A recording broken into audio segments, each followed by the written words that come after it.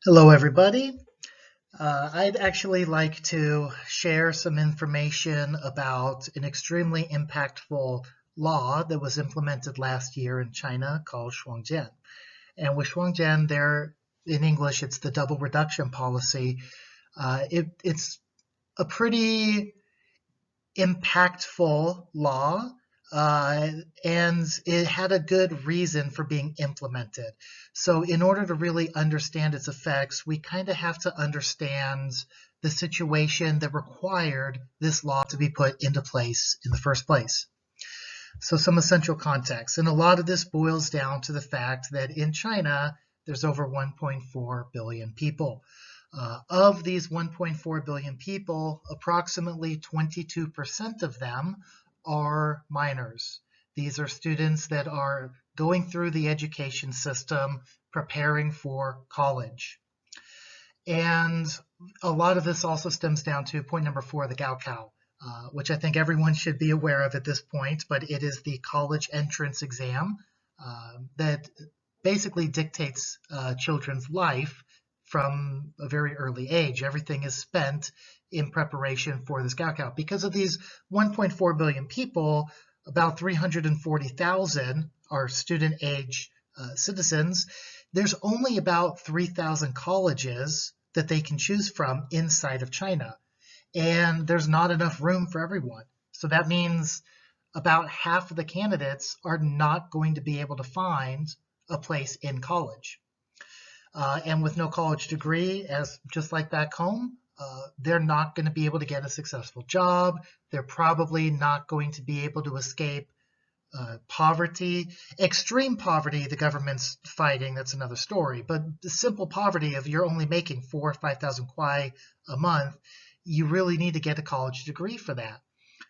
So there's that aspect, but there's also these other aspects that you have a lot of students that want to escape poverty, so they need a much better education, or maybe they're already a middle class family and they don't want to escape the shame, or they don't want to endure the shame of being thrown down into poverty simply because their child did not do good.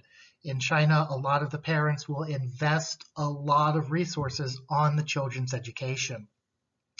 So this kind of follows the entire child throughout their entire life. The Gaokao they never escape from. It's tied to everything. Even when Chinese people go and find jobs, the Gaokao is asked. They're asked their Gaokao score in the interview.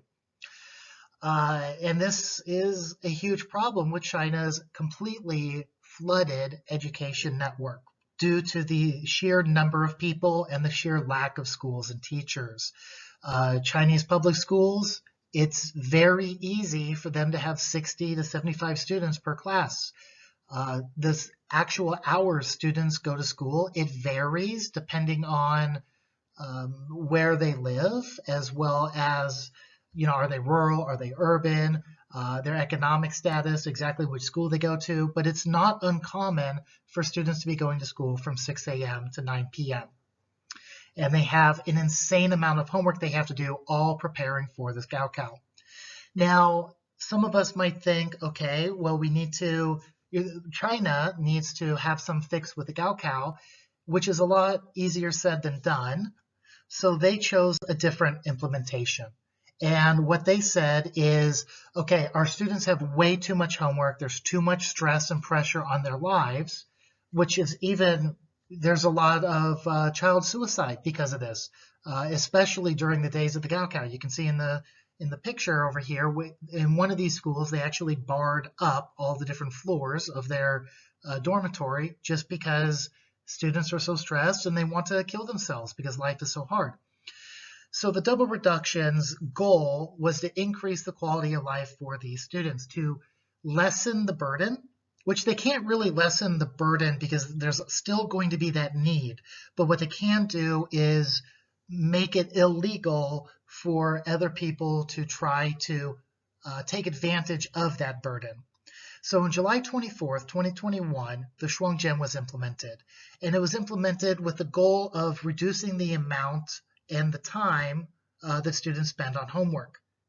Schools were no longer able to provide care for their students.